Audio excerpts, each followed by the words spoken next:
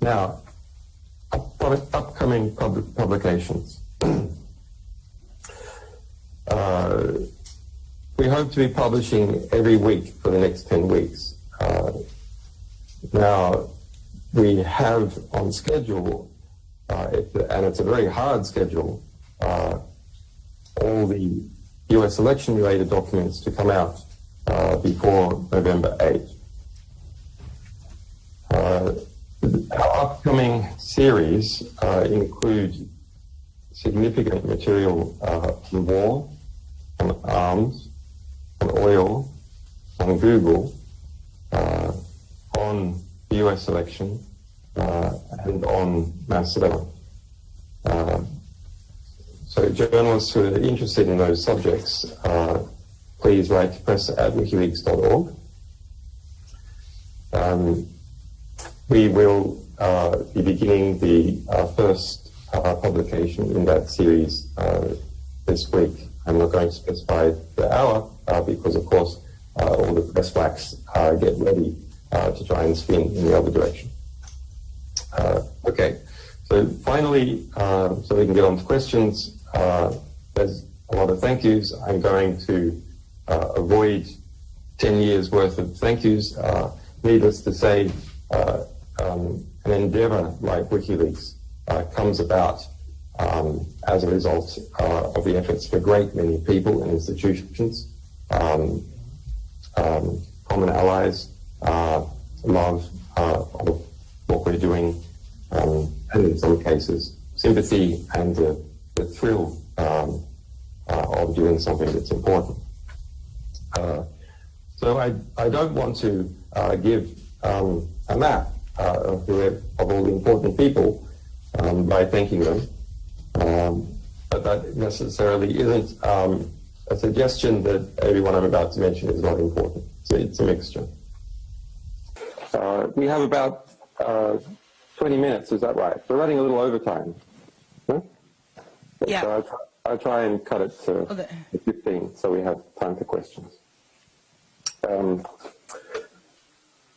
Over the last 10 years, WikiLeaks has released 10 million documents comprising of 10 million words.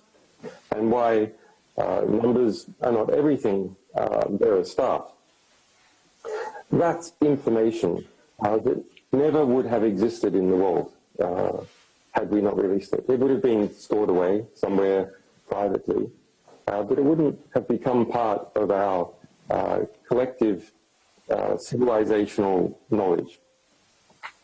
And it corresponds to approximately 3,000 documents a day on average. That's a hell of a lot of work. That's why we don't release every single day. We do things at scale in order to, say, release 100,000 documents at once. But it does pan out to about 3,000 documents per day. Now, why do this at all? I'm in a position where I've been detained without charge here in the UK, in one form or another, prison, house arrest, the last 4 years in the embassy. As a result of this work, some of our sources, or alleged sources, have suffered terrible consequences in the United States. Actually, not many. We have thousands, and there's only a couple of alleged sources that are facing difficulty, but altogether, between sources and supporters, people have been sentenced to something like 50 years altogether. And the two most significant cases is that of Chelsea Manning in the United States, sentenced to 35 years in prison, purely for communicating with the media. That's the allegation. There's no other allegation against them. The United Nations found that they had been tortured, subject to cruel and inhumane treatment akin to torture. Jeremy Hammond, imprisoned in New York for 10 years. And a number of supporters back in the heat of the kind of first phase of neo-McCarthyist hysteria in the United States in 2010, 2011, went through a legal process as well. Most of them got off without any imprisonment. But, okay, what does it teach you? Well, it teaches you something about the structure of power. Whenever WikiLeaks engages in a release, sure, the information that we reveal about an institution or about a state is interesting. But also the reactions by that institution or state are extremely revealing. And the reactions by tertiary players, such as particular media groups and their alignment, allied institutions, and so on. I mean, this in some ways harkens back to the old statement of Voltaire that if you want to understand structure of power, you should see who it is that you have difficulty writing about. Well, myself, my staff, and our sources, we believe in some kind of romantic ideal. It's quite a quaint notion. It's quite a uncynical notion. It's quite a notion, in fact, that perhaps in some ways doesn't belong to this time. It belongs to an older time, or perhaps a future time, which is that through understanding the world, we can do something sane. We can do something rational. It's not something of coming out of a postmodernist view of extremely bounded rationality, where everything is kind of pointed. No, we actually think it's fascinating to understand the world around us, and through this understanding, we can see justice come from it, as we have in many cases, some of which Sarah had pointed out. In fact, you can break down this quest for knowledge and understanding into really the three types of history. So by history, journalists will understand that I don't mean what happened 100 years ago, or not only what happened 100 years ago. I mean history circa now, the history that is unfolding all around us. What are the three types? So type 1 is the history which is subsidized, where there is economic interest in propelling it and promoting it. That, of course, includes all kinds of advertising and propaganda, but it also includes very basic things, such as how to hammer in particular types of nails, how to build a pump, how to fly an airplane. Extremely important information, but one that has an existing industry propelling it forth into the world. Type 2 history. And this is unsubsidized history. History which has lost its economic subsidy. Knowledge which is no longer propelled in the world, but sits there and perhaps slowly decays. That's important to try, in some cases, to revive that knowledge, but generally speaking, it's not kept around because people don't find it interesting enough to keep around. And then this is truth, not Ruth, actually.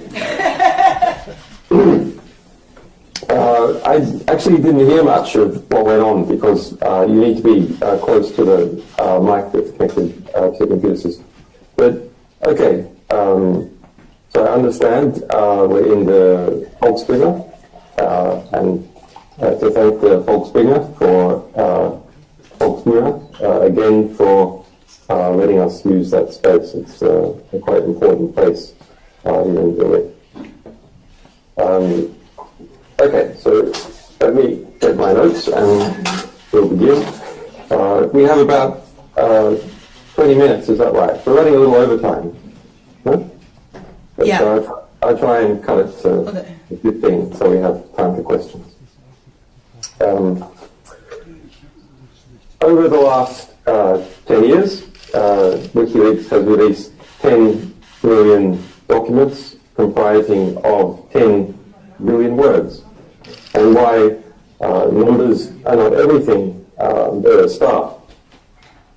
That's information that never would have existed in the world had we not released it. It would have been stored away somewhere privately, but it wouldn't have become part of our collective civilizational knowledge. And it corresponds to approximately 3,000 documents a day on average. That's a hell of a lot of work. That's why we don't release every single day. We do things at scale in order to, release 100,000 documents at once. But it does pan out to about 3,000 documents per day. Now, why do this at all? I am in a position where I've been detained without charge here in the UK, in one form or another, prison, house arrest, the last 4 years in the embassy. As a result of this work, some of our sources, or alleged sources, have suffered terrible consequences in the United States. Actually, not many. We have thousands, and there's only a couple of alleged sources that are facing difficulty, but altogether, in sources and supporters, people have been sentenced to something like 50 years altogether. And the two most significant cases is that of Chelsea Manning in the United States, sentenced to 35 years in prison, purely for communicating with the media. That's the allegation. There's no other allegation against them. The United Nations found that they had been tortured, subject to cruel and inhumane treatment akin to torture. Jeremy Hammond, imprisoned in New York for 10 years.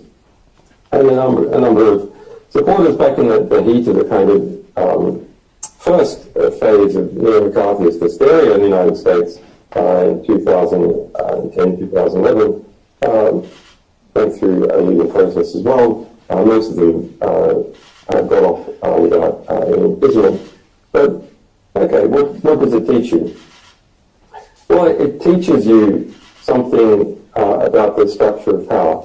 Whenever WikiLeaks engages in a release, the information that we reveal about an institution or about a state is interesting. But also the reactions by the institution of the state are extremely revealing, and the reactions by tertiary players, such as particular media groups and their alignment, allied institutions, and so on. I mean, this in some ways harkens back to the old statement of Voltaire that if you want to understand structure of power, you should see who it is that you have difficulty writing about. Well, myself, my staff, and our sources, we believe in some kind of romantic ideal. It's quite a quaint notion. It's quite a cynical notion. It's quite a notion, in fact, that perhaps in some ways doesn't belong to this time. It belongs to an older time, or perhaps a future time, which is that through understanding the world, we can do something sane. We can do something rational. It's not something of a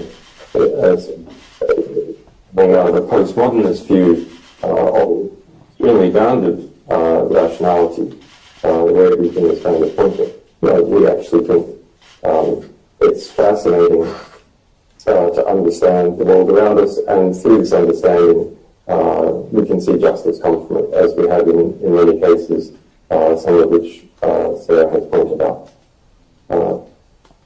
In fact, you can break down this quest for knowledge and understanding into really the three types of history. By history, journalists will understand that I don't mean what happened 100 years ago, or not only what happened 100 years ago. I mean history circa now, the history that is unfolding all around us. What are the three types? So type one is the history which is subsidized, where there is economic interest in propelling it and promoting it. That, of course, includes all kinds of advertising and propaganda, but it also includes very basic things, such as how to hammer in particular types of nails, how to build a pump, how to fly an airplane. Extremely important information, but one that has an existing industry propelling it forth into the world. Type 2 history. And this is unsubsidized history. History which has lost its economic subsidy. Knowledge which is no longer propelled in the world, but sits there and perhaps slowly decays. That's important to try, in some cases, to drive that knowledge, but generally speaking, it's not kept around because people don't find it interesting enough to keep around. And then there's the type 3 history, and that is the type that WikiLeaks is involved in, and that I have been interested in all my adult life. And that is subjugated history. It is the history where there is an active effort to prevent it entering the world. And this type of history, if we can find it, if we can grab hold of it, if we can pull it in to civilization and our collective memory, this is a type of history that would not have otherwise existed. That's true for nearly every document published. It would not have otherwise existed as something to be discussed by people of different languages and different cultures. A good example of that is, say, the Iraq or Afghan war logs. That's a rich documentation of the history of a war, and in fact the history of two countries, and that would not have otherwise been present for the people of those countries or for the other countries that were embroiled in those wars to understand and derive lessons from. So through collecting this type of knowledge, subjugated history, we have built this romantic ideal of a grand level library. That's what WikiLeaks is. A rebel library, a type of library of Alexandria. I think we probably have more documents than Alexandria, but it is a library that is not like any other library. We have the first moment of what we bring into the world being present, as opposed to copies of other books, which might be interesting, but we're in the quest of trying to find original documents that have never been seen before and bringing them into our collective knowledge understanding.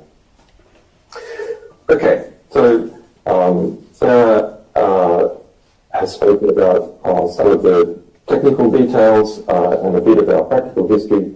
I want to speak now about some of the things we're doing going forward, the future of WikiLeaks. Well, I know this. I've seen the internet, and I understand that there's enormous expectation in the United States. But some of that expectation will be partly answered, but you should understand that if we're going to make a major publication in relation to the United States at a particular hour, we don't do it at 3 a.m. That's something so we have a great many upcoming publications. Now, WikiLeaks is growing into a relatively strong position. We're a publishing organization that has no debts, has never had to fire anyone, is entirely funded by our readers, has succeeded in every litigation that it's been involved in.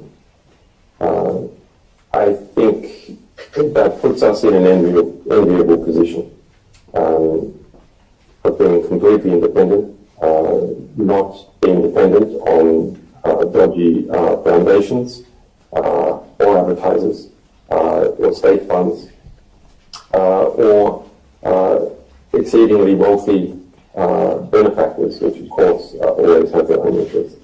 But nonetheless, the material that WikiLeaks is going to publish before the end of the year is of a significant moment, such a significant moment in different directions, affecting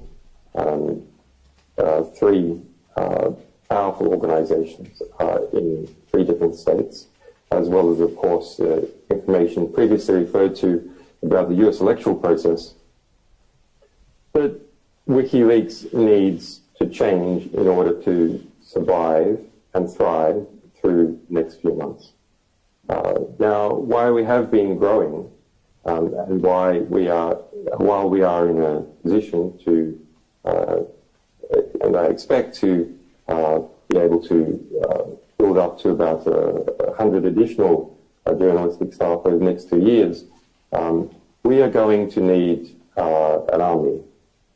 Not an army, of course, engaged in physical hostilities, but we are going to need an army to defend us from the pressure that is already starting to arrive. That pressure is being placed on a number of elements that are close to us. It is being placed in one way or another on the state that has courageously given me asylum. It will not succeed. There will be consequences for it, if necessary. Of course, if I am not able to continue, or the Ecuadorian people are unreasonably blamed for WikiLeaks publications, I will have to resign as editor, but our publications will continue. So part of the necessary defense of WikiLeaks, we have engaged in a new project to recruit people across the world to defend our publications. And we'll give details of that as the weeks go by, but immediately you can start following on Twitter WL Task Force, at WL Task Force, or twitter.com/WL Task Force, and Community WL.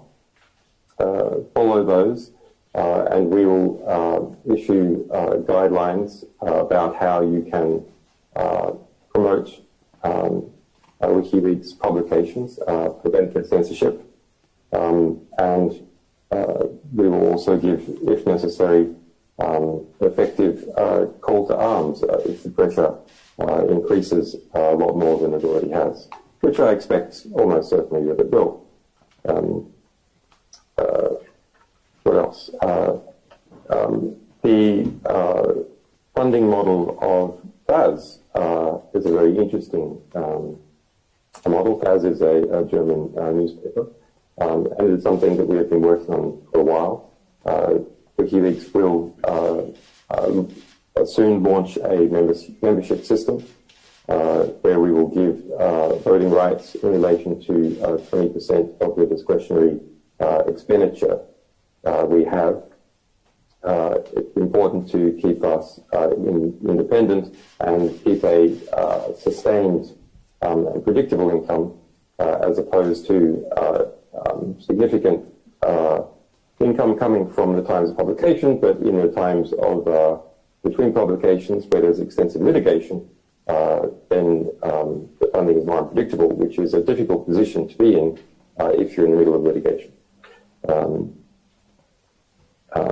Okay, on upcoming journalism, because we have so many publications due before the end of the year, we're in both an enviable position and also in a very difficult position of having more than 1 million documents to get through of many different sources. We need to increase our number of press partnerships. We have about 100 and 10 different organizations over the years. I think there's about 89 that are active at the moment. I think Sarah might have displayed them before. But we need to increase the number, especially in the United States. So journalists that are interested in taking one angle or another on upcoming publication and getting embargoed access, we do need to be a publication which has significant impact. Write to press@wikileaks.org and tell us what your circulation is and what the medium is and what your subject matter expertise is. We have a book which has just come out, that is the WikiLeaks files. It is out now in the United Kingdom. It is 40% off this week at Verso. If you just Google Verso WikiLeaks files or search for it some other way, that's a free book, and it's available by ebook as well. We have another book coming out later this year. These two books, which I've written here in the embassy, one about Google and one about cypherpunks, how cryptography permits journalists and others to protect themselves from mass surveillance. Look at that. It must be the green. Okay. Now, upcoming publications. We hope to be publishing every week for the next 10 weeks. Now, we have on schedule, and it's a very hard schedule, all the US election-related documents to come out before November 8th.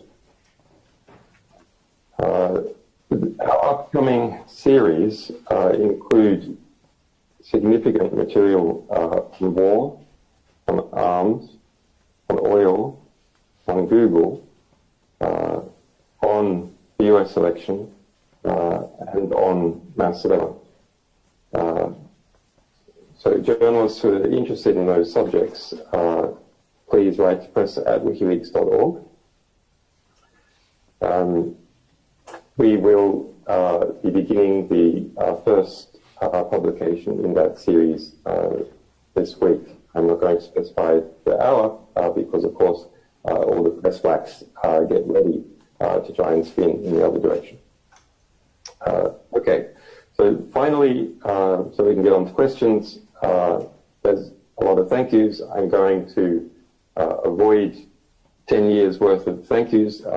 Needless to say, an endeavor like WikiLeaks comes about as a result of the efforts of a great many people and institutions, common allies, love of what we're doing, and in some cases, sympathy and the thrill of doing something that's important. So I don't want to give a map of all the important people by thanking them, but that necessarily isn't a suggestion that everyone I'm about to mention is not important. So it's a mixture. First of all, the committed team of brave technicians and journalistic staff that make WikiLeaks what it is, which is an organization which has technical understanding at its core. That is our speciality, that is our comparative. Our sources, of course, without which none of this is possible. We will always keep your trust and do the best to get the best impact possible for you. We've shown over the years that we do. Our readers, supporters, and defenders who keep our mission going.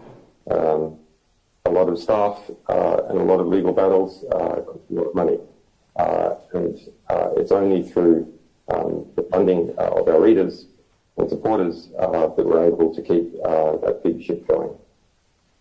Our increasingly formidable legal team, They're public, so it can be named, including Balthazar Gazon, Barry Pollack, Margaret Kunstler in the United States, Maureen Taylor, Gareth Pierce, Stella Morris, Renata Abilia, Kerry Schenkman, Jennifer Robinson, Julian Burnside, Greg Barnes, and more than 100 other lawyers in different countries, nearly all of whom work pro bono, although they're expenses. Our allies, media partners, and other defenders in hundreds of institutions and countries, especially the Center for Constitutional Rights in the United States, FFDN, Reporters Sans Frontiers, Human Rights Watch, the ACLU, and the Freedom of Press Foundation in the United States. Professor Gavin McFadden, who's in a very difficult way at the moment in terms of his health, Susan Ben and John Pilger, who should be personally thanked. The people and government of Ecuador and the United Nations, who've courageously respected my human rights despite considerable pressure over the years. The people of Germany, the Holland Foundation, Der Spiegel, the Deutsche Zeitung, the CCC, Angela and Daniel Richter, John Gertz, and there's many others who I can't mention. And last, but perhaps most significantly, those who died fighting in this business. Michael Ratner, Chief Legal Counsel, Don Jones, who, together with Melinda Taylor, presented our UN decision. Aaron Schwartz, Lenny Weinglass, another one of our lawyers. Rest in power. Thanks.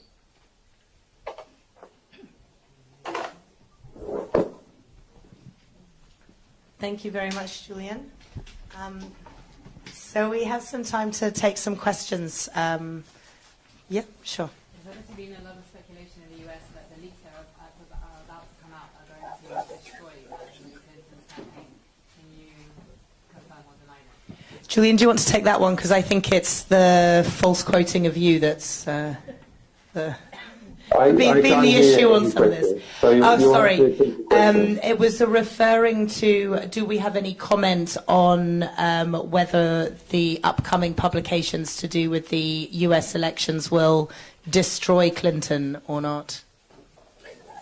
There has been a lot of misquoting of me and WikiLeaks publications. In this particular case, the misquoting has to do with that we intend to harm Hillary Clinton, or that I intend to harm Hillary Clinton, or I don't like Hillary Clinton. All those are false. They come about as a result, principally, it seems, of Hillary Clinton's campaign and vendors trying to personalize our publications. Are upcoming publications significant in relation to the U.S. election? Yeah, we think they're significant. Do they show interesting features of U.S. power factions and how they operate? Yes, they do. Any other questions? Yeah, sorry, me again. Yeah. Julian also implied that there's been some kind of threats towards the Ecuadorian people as a result of Ecuador giving Julian asylum. Can you elaborate more on exactly what kind of pressure they're under? Julian, do you want to... the question is, you seem to have referenced that Ecuador or the Ecuadorian people have been threatened because of the decision to give you asylum. Is that what you said, stroke meant, and can you elaborate any more? I didn't say threatened. I said that there's significant pressure. It is, if you read the Ecuadorian press, you can see some of that in play in relation to other forms of pressure and developments in the United Kingdom, the United States, in response to our upcoming publications and the DNC leaks, well, we have a lot of sources, and those sources are in US politics, intelligence organizations, and their equivalents in the United Kingdom. And so, yeah, we know when there are developments afoot, and we're aware of them, and we will understand them and react accordingly. Yes? So far during this election cycle, you focused on leaks from the DNC. Can you specify if upcoming releases, including before the election, would also affect the Republicans? Can you go that far?